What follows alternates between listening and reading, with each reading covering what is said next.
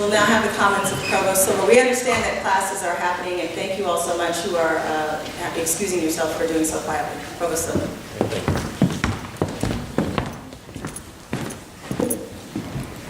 Let me put my provost hat on and say that while there are a lot of things going on campus, including classes, I dare to think that anything as important as what we're doing today is going on. So I trust that the students will stay and begin to understand what we're trying to do from an historical standpoint, but also from an academic standpoint.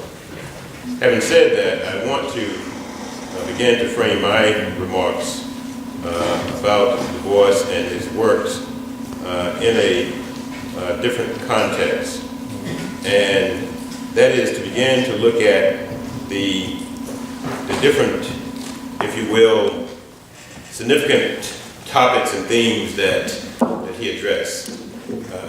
In most of his writings, and even in the last statement that the president read about Du Bois, he depicts himself as a very simple person without portfolio, when in actuality it's just the opposite. But it was his humbleness that he didn't want folk to focus on his greatness, but to focus on what he tried to bring to the table. And in doing so, I think that he was really a very complex individual and a very, very deep thinker. So as I began to look at some of the readings, The Souls of Black Folk, The Gift of Black Folk, and then began to put it into some kind of theoretical framework, I began to look at things like a social construct that he has developed over the context of all of his readings. I began to look at some of the more latent kinds of talks and theory on critical race theory. How do you begin to address the phenomena of the society within the context of a discussion on race and the role that race play in many of the decisions that are going on?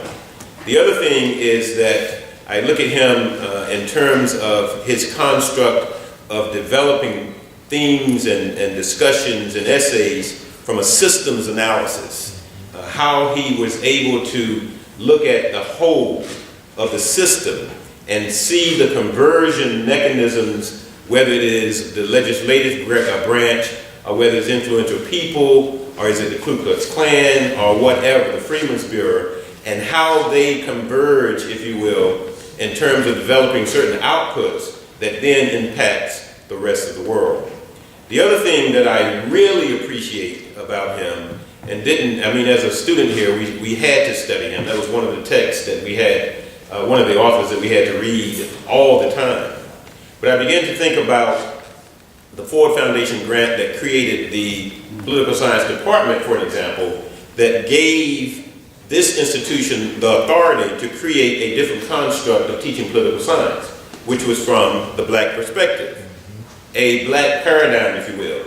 But if you begin to look at that, the genesis of that, if you look at the proposal that generated that department, it goes back to Du Bois and others like Du Bois. Because what he brings to the literature is a black paradigm without any excuses. Let me say it again. What he brought to this whole discussion is a black paradigm without any excuses. Even The Souls of Black Folk and The Gift of Black Folk was done in a real conscious way to say that we have in fact been a part of this social fabric and the intellectual fabric of this country. So as I began to look at that, I began to say, how do you characterize someone of this great stature, but who was not that tall, okay? Someone who claimed that he was without portfolio, but we're still talking about him 50 years later after his death. How do you begin to characterize such a person? How do you begin to characterize such a giant? There's no one word that can characterize him. But the several that I picked was, first of all, scholar. And I think this is the example that he leaves for us in terms of what our roles and responsibilities are in the academy. It's not necessarily that we have to agree with everything that he wrote, but what we need to take from this is that he did write on critical issues affecting the country, and critical issues affecting the time. And as was already said, the things that he wrote about in the context that he wrote are timeless. So the scholar comes out. The other thing that comes out is the educator.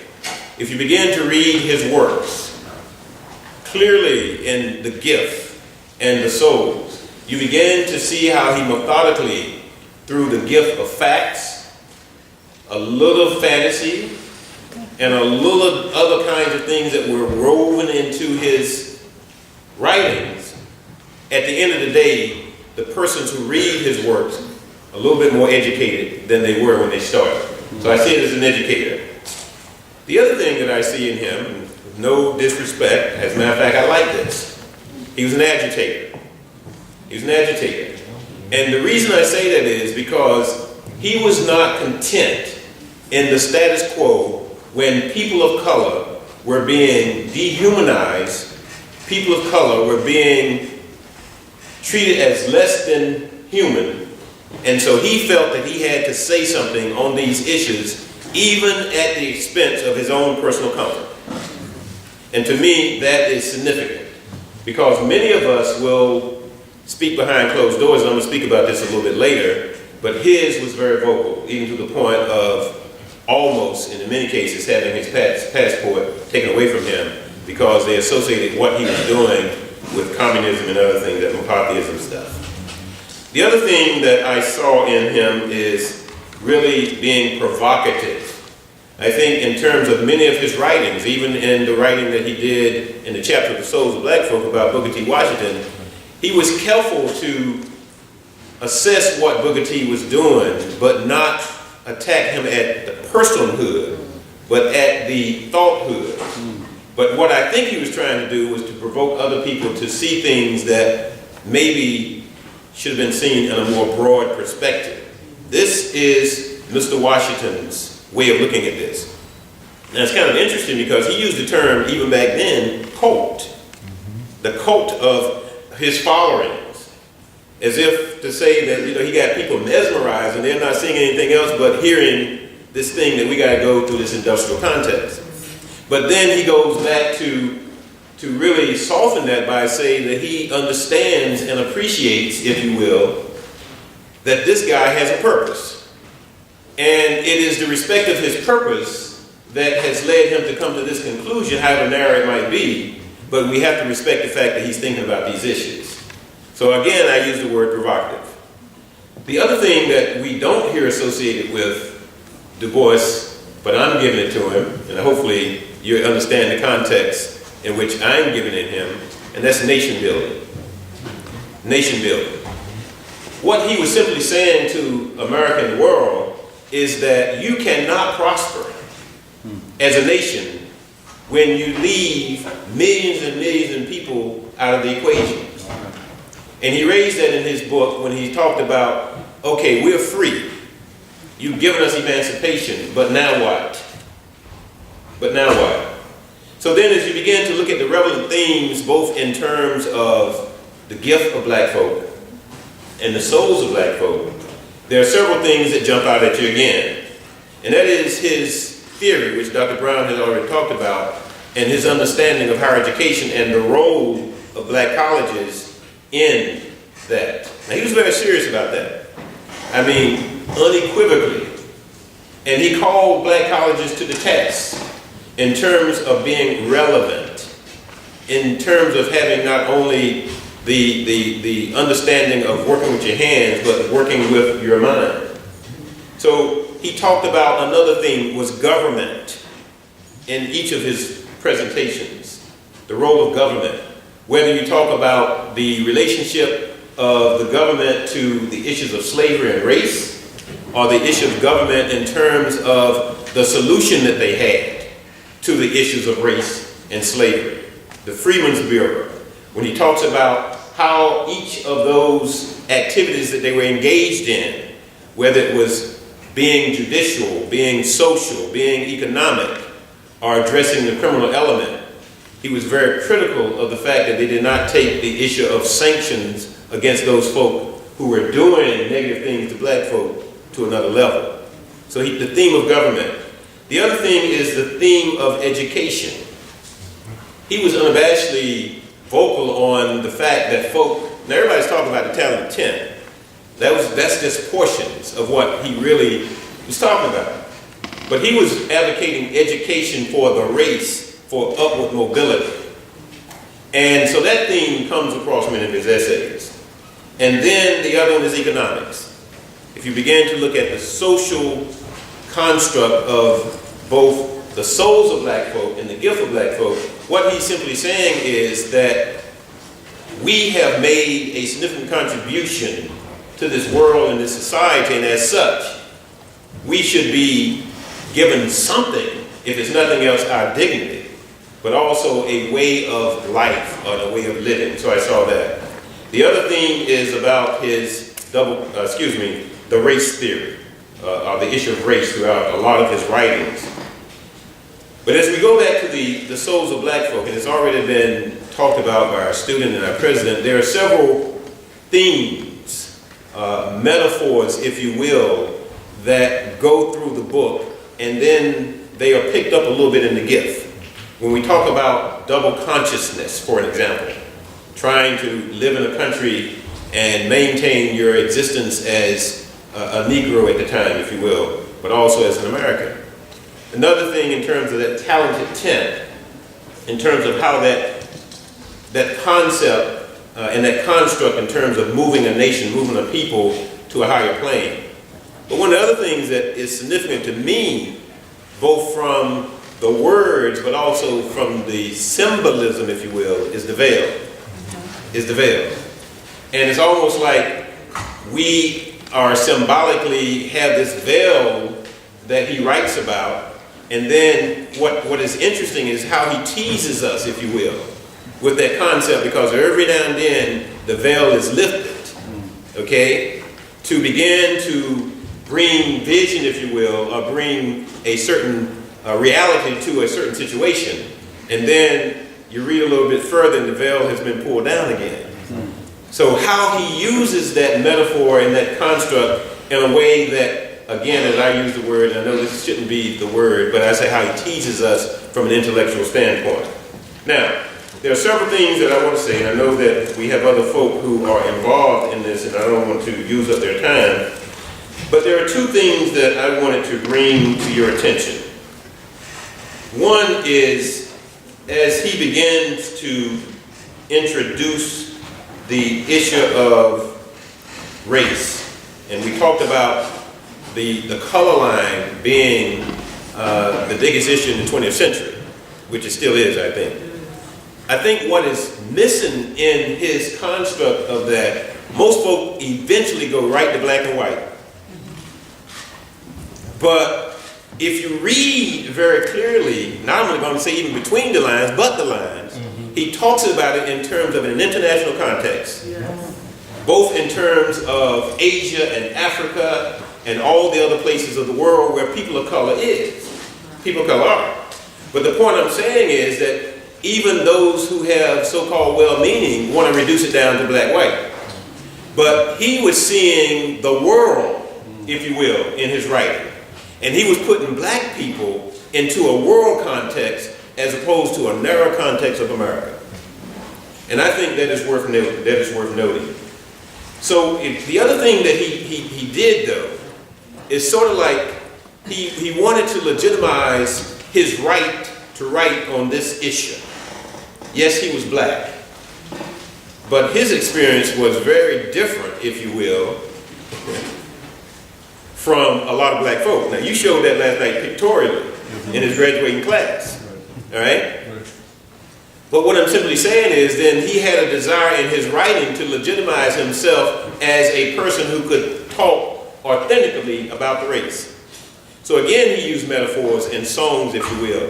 Flesh of your flesh, bone of my bone. What he was trying to say is that even though I have come from a different place and time, I'm one of you.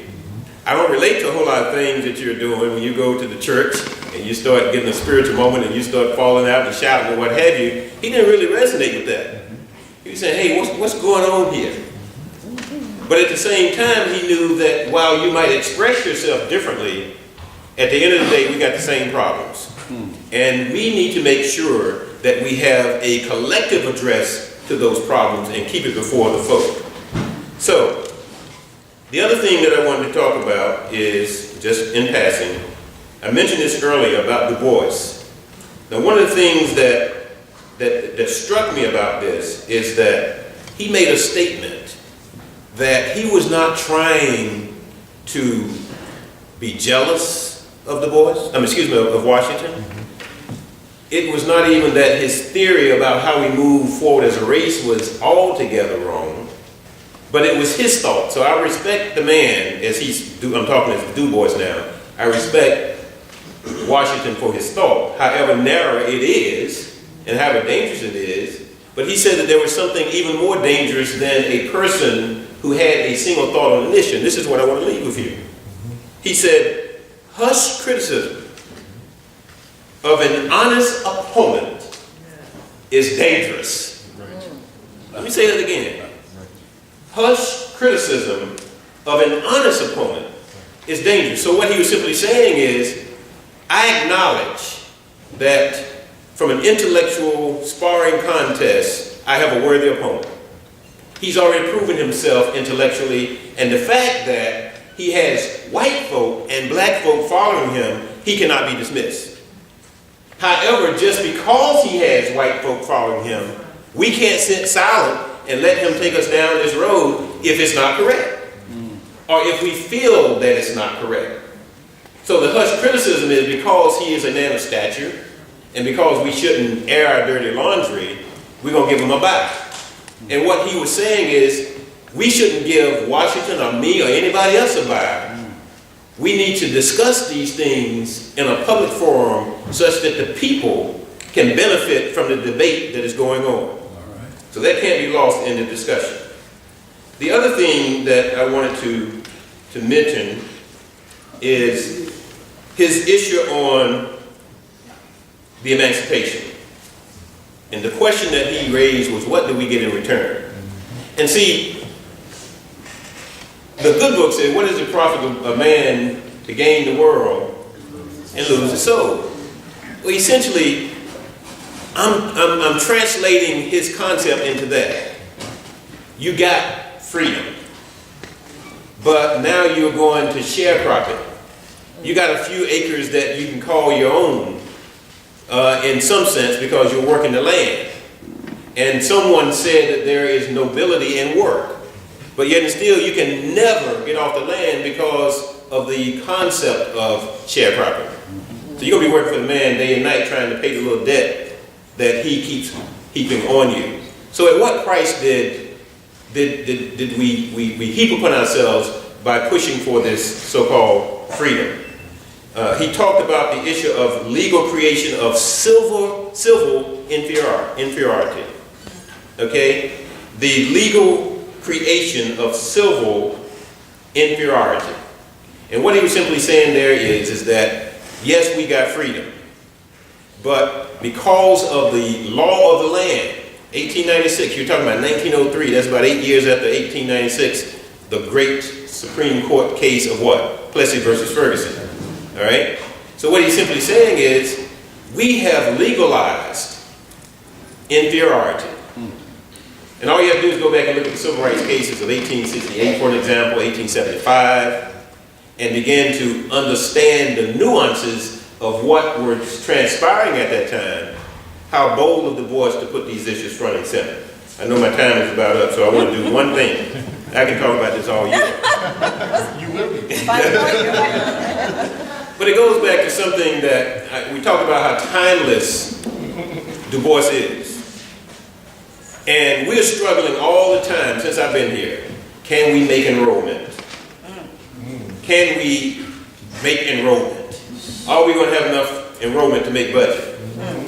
Now, Du Bois and the Souls of Black Folk addressed that in 1903. He said the difference between Howard University, Hampton University, and then Atlanta University is that we're not chasing numbers, we're chasing excellence.